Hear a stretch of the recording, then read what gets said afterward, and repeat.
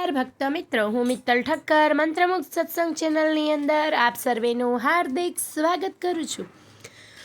જે આપણે ભક્તોની કથાની જે સરવાણી ચાલુ કરી હતી, જે 77 કથા આપણે કહેવા જવાના હતા, એમાંથી એક કથાનો આપણે વિડીયો જોયો છે, જે છે અજામિલની કથા।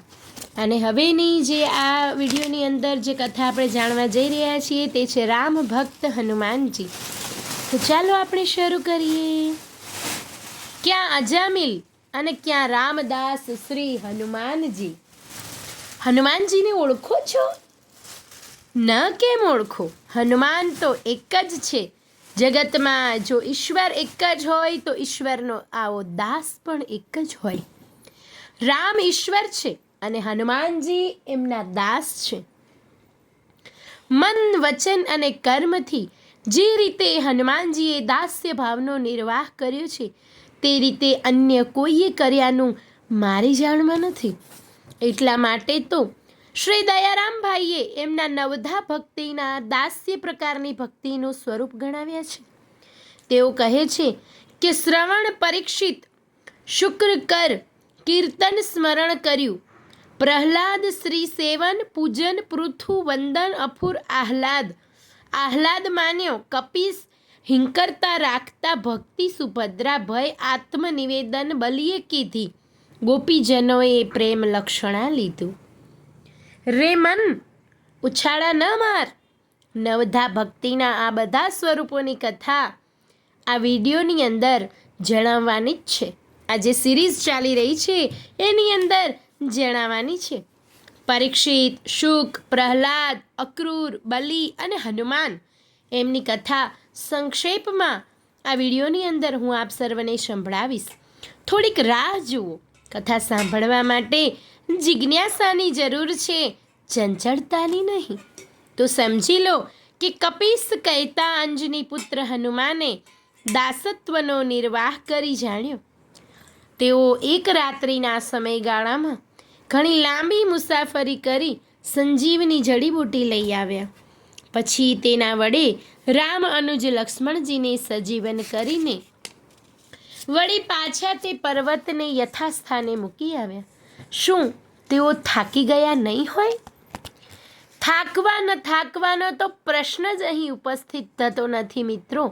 અહીં તો દાસત્વનો નિર્વાહ તેમણે એટલી અને કેવી નિષ્ઠાથી કરી બતાવ્યો તે જોવા જાણવાનું છે। સ્વામી બનનો સહજ હે, સેવક બનનો કઠિન। સ્વામીએ તો સુખાસન પર પગ લંબાવીને બેસવાનું છે અને સેવકને આજ્ઞા કરવાની છે। અને સેવકે કષ્ટ સહન કરીને પરંતુ પ્રસન્ન ચિત્તે સ્વામીની સેવા કરવાની છે। કષ્ટ સહન કરવું અને છતાં પ્રસન્નચિત્ત રહેવું એ ખૂબ જ મુશ્કેલ કામ છે અને સેવકે તે કરવાનું છે અને હનુમાનજીએ તે કર્યું। ભગવાન શ્રી રામે હનુમાનજીને કહ્યું, તુમ મમ પ્રિય ભરત સમ ભાઈ। સાચું કહું છું કે ભગવાનને આ શબ્દો દ્વારા પરમ રહસ્યનો સ્ફોટ કર્યો છે। એ રહસ્યની વાત કહી દઉં તો સાંભળો। હનુમાનજી શ્રી રામના સગા ભાઈ છે। જેવા ભરત, શત્રુઘ્ન અને લક્ષ્મણ તેવા જ હનુમાનજી। કદાચ આ વાત માનવા તમે ઇનકાર કરશો, ના પાડશો, તો સાંભળો એ રહસ્યમય કથા। રાજા દશરથને સંતાન ન હતું। તેમણે પુત્ર પ્રાપ્તિની કામનાથી પુત્ર કામેષ્ટિ યજ્ઞ કર્યો। યજ્ઞ નારાયણ પ્રગટ થયા। તેમણે દશરથને ખીરનો કુંભ આપ્યો। મહારાજ દશરથે પોતાની ત્રણેય રાણીઓને ખીરના પડિયા ભરી દીધા। રાજાએ સુમિત્રા સાથે કરેલી પોતાની સમાનતા કૈકેયીને ન ગમી। તેણે પડિયો લેવામાં આનાકાની કરી। એક સમડી ઝપટ મારીને તે દળિયો લઈને ઉડી ગઈ। આકાશમાં બીજી સમડી સાથે લડતા તેની ચાંચમાંથી દળિયો પડી ગયો। તે અંજની માતાના અર્ઘ્ય આપતા હાથમાં જઈને પડ્યો। અંજની માતાએ તે ખીર આરોગી। તે ખીરથી પ્રગટ્યા હનુમાન। હનુમાન એ જ ખીરથી પ્રગટ્યા છે જે ખીરથી શ્રી રામ, લક્ષ્મણ, ભરત અને શત્રુઘ્ન પ્રગટ્યા છે।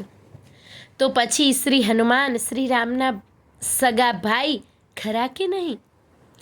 શ્રી રામ ભક્ત હનુમાને ભગવાન શ્રી રામને પોતાના હૃદયમાં સંઘરી રાખ્યા હતા. બધા ભક્તો ભગવાનને પોતાના નાનકડા હૃદયમાં સંઘરી રાખતા હશે, પરંતુ હનુમાનજી સિવાય બીજા કોઈ ભક્તે પોતાની છાતી ચીરીને નિજ હૃદયમાં બિરાજતા શ્રી રામના દર્શન સૌ કોઈને કરાવ્યા નથી. અને કોઈ પણ ભક્તે જેમાં નહીં રામ તે વસ્તુ મારે માટે હરામ એવું શ્રુદ્રષ્ટાંત કહ્યું હોવાનું હું જાણતી નથી. સીતા માતાએ આપેલી મુક્તામાળાના મોતીઓમાં હનુમાનજીએ શ્રી રામને ન જોયા, તેથી તે અમૂલ્ય મોતીના ટુકડા કરી તેમણે તે ફેંકી દીધા. બીજા કોઈએ આ પ્રમાણે કર્યું છે ખરું? હનુમાન કથા કહેવા માટે તો એક ગ્રંથ લખવો પડે. આપણે તો એક લઘુ કથા કહેવાની છે.